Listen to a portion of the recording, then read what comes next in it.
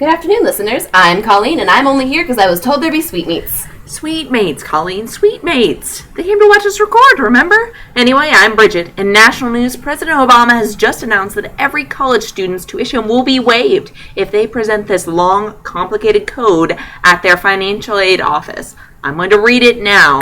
Good morning, listeners. I'm Jeff, and I'm so pleased to meet you. Like meat, get it? Because they were talking about sweetmeats. Oh, haha. Dear God, take his microphone. I can't turn it off. I'm just too micro-funny to ignore. Welcome, everyone, to the Kentucky Cornel, brought to you by yours truly, Jeff. That's right, Cornel with a Q, because I've already been fired from the Kentucky Colonel with a K, and the Colonel with a C, and the Colonel with a CK, and there aren't enough similar-sounding news organizations on campus already. Also, because we're on the Q tip of the news. That was the sound of me hitting my knee, because these jokes are funny. Or funny. Ow. So, news. Donald Trump recently announced that he's going to step down as head of NASA in order to pursue his love of crocheting.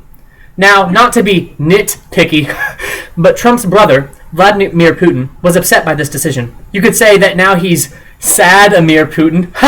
Get it? In fact, he was so upset that he bombed Syria. In other news, the Florida sinkhole's grandmother has announced that she would sadly not be running for president. I'm just swamped, she squelched. And politics are such a drag, you know. In other news, a Subway sandwich has been found inside a dead mouse in the state of oregano. That wasn't very mice, sir. Wheat. There's more. The customer of the dead mouse in question was so angry that he put a dent in the wall. Employees whiskered the dish away before it could cause any more damage.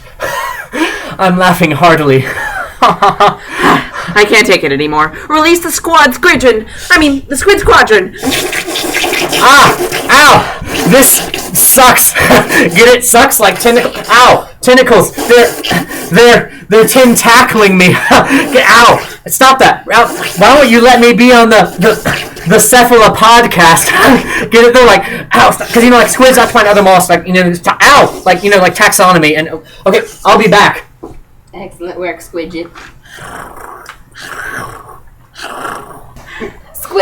Bridget, would you like to take over with the real news? I've never wanted anything more. In End Times news, this week's apocalypse was brought to you by the Thursday night football game against Auburn, which was the first Thursday football game in program history. But Thursday? Football? I know, Colleen, I know. We shouldn't have dabbled in these cosmic forces beyond our control. However, students should be grateful that the administration warned them to move their cars to Libya, since it was less chaotic there than on UK's campus, before the fiery rains consumed K-Lot. At the coin toss, the Beast appeared in the skies and roared, "Panera's never coming to campus!" leading everyone to give up all hope of a future on Earth. In celebration of Twilight's 10th anniversary, Stephanie Meyer has released a gender-bent version of the classic vampire novel, featuring the human Beaufort Swan instead of Bella, and the vampire Edith with a Y colon instead of Edward. The cover, instead of two feminine hands holding a red apple, features one manly testosterone-filled hand holding a green apple, and the differences only get better from there. As many, though not all of the main characters have different genders than they had in the initial Twilight books, this exercise is a fascinating look into the effect of gender identity on narrative, the status of the author's bank account prior to releasing this desperate fanfiction, and, most importantly, whether it is true that girls with a Y in their name, such as Edith Cullen, are freaky. And now let's hear a word from our president. We choose to take up this entire campus, not because it's easy, but because it's hard. Also, because I was told there was pirate treasure under these buildings, and dadgummit, I am determined to find it. Thank you, President Capillary. With the demolition of the student center and the nearby free speech area comes a significant decline in on-campus preachers, which is a real blow to students. Consider this, in the last month there were only 28 different preachers stationed around campus yelling at students until they repented. And, I don't want to make this too personal, but I went a whole week without getting a free copy of the New Testament thrown at me. What, I ask you, what am I supposed to do with my godless, sinful life? It's truly a mystery. We can only hope that a new free speech center is erected soon, so that these godly men can have a central space in which to continue their heavenly mission to spread the good news to all the godless heathens we have here on campus. The demolition of the free speech area has also caused complaints among some students that they no longer have any place in which to protest things. These students want to protest this change, but are waiting for a new free speech area to open up in order to do so. In other campus news, the Supreme Court has now ruled that individuals on campus are allowed to blare music as loudly as possible as long as they are riding a wheeled vehicle of some sort. That's right, the rotational power of the wheels creates a protective bubble from conventional decency. According to the Supreme Court, these individuals are officially categorized as ice cream trucks. So the next time you see someone on a skateboard, Segway, or bike blasting music, be sure to go ask him or her for an ice cream bar. With the news that the $10 bill will soon be featuring a woman, as well as the news of the hit Broadway musical entitled Hamilton, Alexander Hamilton has certainly been in the news a lot lately. With that in mind, we've brought him into Colonel Studios to get his thoughts on these happenings. Alexander Hamilton, welcome! Thank you, young man. Mr. Hamilton, sir, what an excellent cravat you are wearing. Is that made of sliced deli meat? Of course. Alrighty.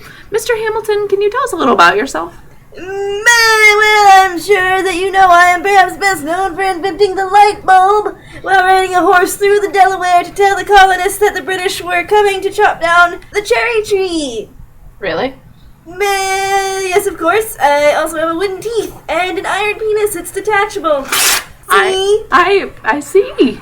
Mr. Hamilton, how do you feel about the hit hip-hop musical about your life and accomplishments that has taken the world of musical theater by storm? Well, I was very involved in the theater during my time as a founding father, so I'm all for it. Oh, really? How so? Were you a stagehand or an actor? Or... I was the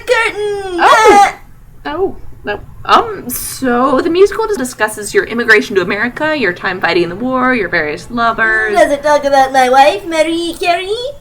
No, it does not do that. How about my husband, Albert Einstein? I call him Alligator for short. It's funny because he has a tattoo of a crocodile and he gets really annoyed. No, he's not in it either. Fatal flaw. Let's move on. Mr. Hamilton, the U.S. Treasury has declared that while noted racist Andrew Jackson gets to maintain his spot on the $20 bill, you will have to either share or give up entirely your spot on the 10. It is probably so that I can be on the $10 million bill like I deserve. Probably. In the meantime, a woman will be featured on the $10 bill, the first time a woman has been featured on American paper money in centuries. How do you feel about this, Mr. Hamilton? Women. The man has a point. Well, I have to go back to my important work of inventing fried chicken and also finishing up writing The Great Gatsby. So thanks for having me here, I guess. You're kind of boring compared to me, though, and your cravats are pitiful. I apologize deeply for the shameful quality of my cravat. Thank you for coming in, Mr. Hamilton. Wow, I have never seen anyone dissolve into tiny sparkles and float out the door of our studio like that. What a drama queen that founding father is. Agreed. Let's hear a few words from our sponsors. You've seen Spider-Man, with the reflexes and agility of a spider. You've seen Batman, with the mystery and brooding nature of a bat. You've seen Iron Man, supplemented by the power of metal. But now, a new hero emerges. Man-Man. Dun, dun, dun. Bitten by a radioactive man, Man-Man has the exact agility of a human. Human levels of strength and speed, and an almost inhuman ability to exactly pass as a human at will. Man-Man, the most relatable superhero ever, coming to a theater near you. I am at peace with the world itself. Buy Kellogg's meat-flavored Pop-Tarts. I am one with the cosmos, and the cosmos resides in me. Buy Kellogg's meat-flavored Pop-Tarts. As I breathe in, the smell of springtime seeps into my veins, and I exhale butterflies into the world, floating on a cloud of serenity. Buy Kellogg's meat-flavored Pop-Tarts. I hover cross-legged above the mundane worries and insignificant troubles of everyday life. Buy Kellogg's meat-flavored Pop-Tarts. This message was brought to you by Noodles & Company. In campus news, the Fresh Food Company has recently updated its hand fruits policy.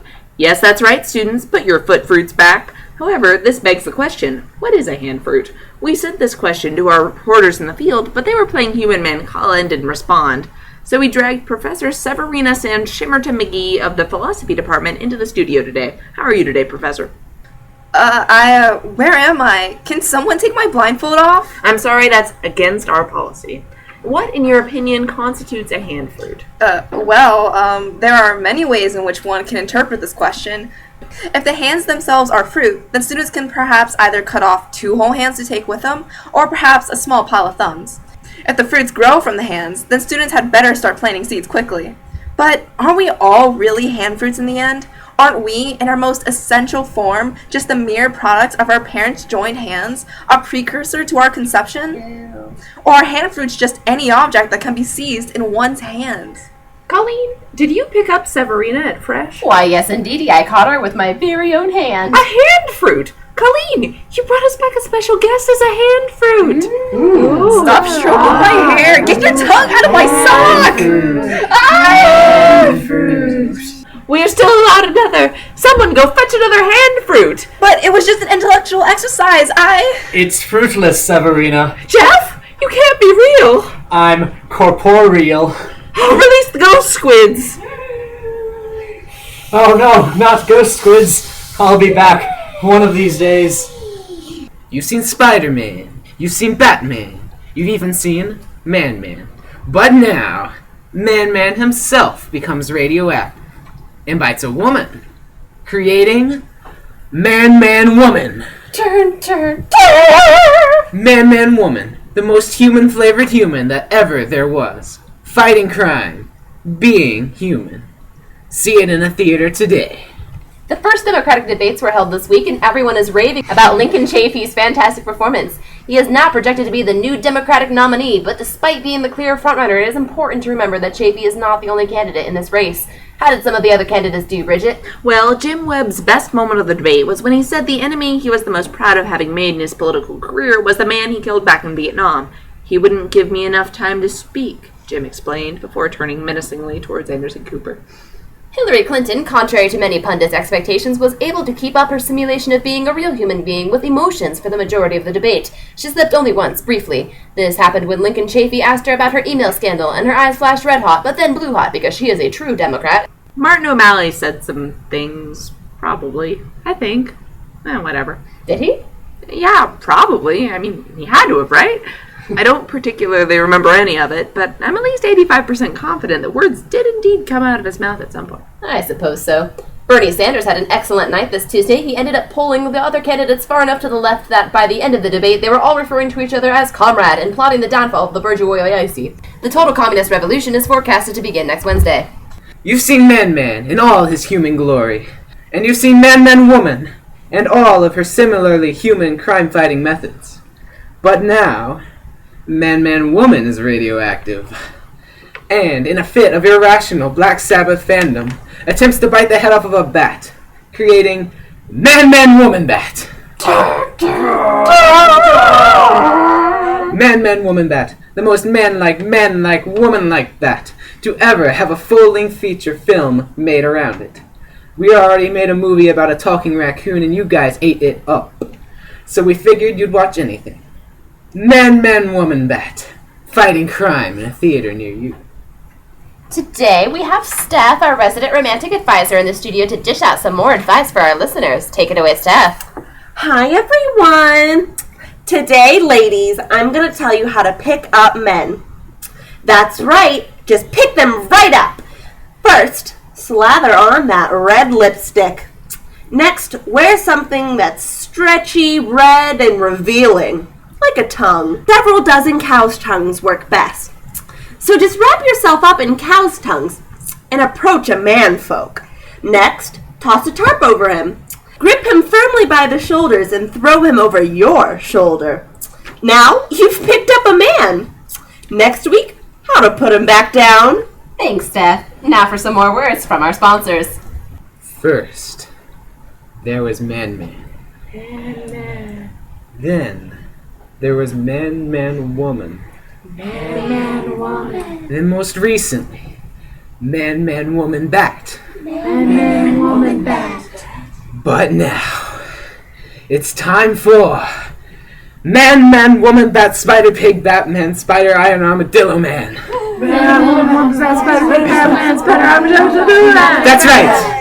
That's right. Man-Woman Bat Spider Pig Batman Spider Iron Armadillo Man. The most amazing man-like, woman-like, bat-like, spider-like, pig-like, bat-like, man-like, spider-like, iron-coated armadillo-like man in the known universe. See him in action as he swings from his leathery, armored, bipedal pig webbing.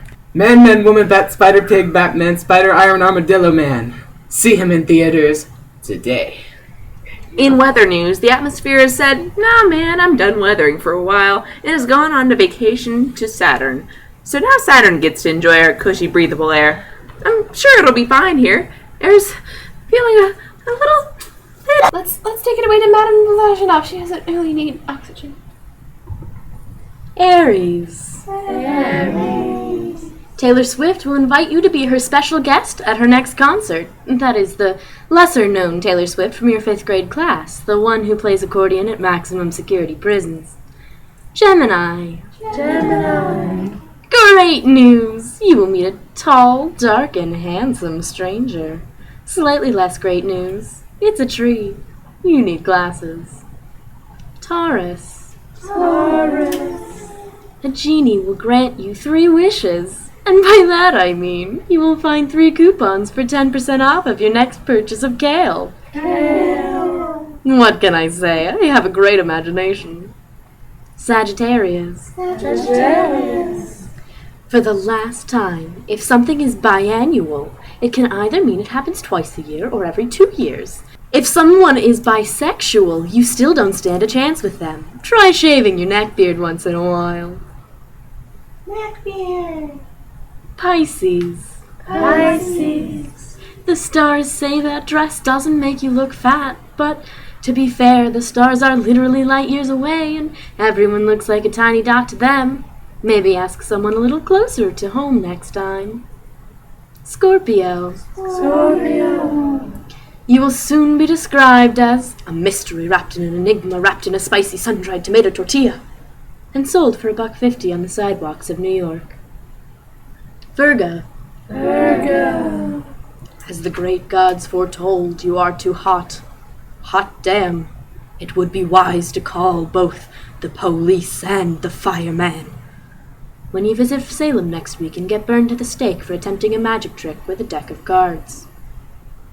For more horoscopes, news, and other assorted nonsense, follow us on Twitter at UKCOLONEL.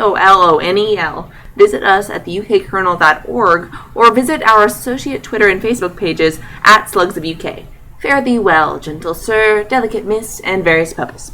Enjoy the rest of this beautiful day. Stay tuned next for a literal whale delivered by drone to your house. The previous segment consisted of entirely satirical content. All references to reality were fictionalized and all personages were fictional, with the exception of public figures whose likenesses were used fictitiously. The opinions expressed in this segment in no way reflect those of the University of Kentucky, the Kentucky Colonel with a K, Alexander Hamilton's detachable iron penis, whales, wheels, wills, wools, walls, wells, or D's nuts. Got 'em!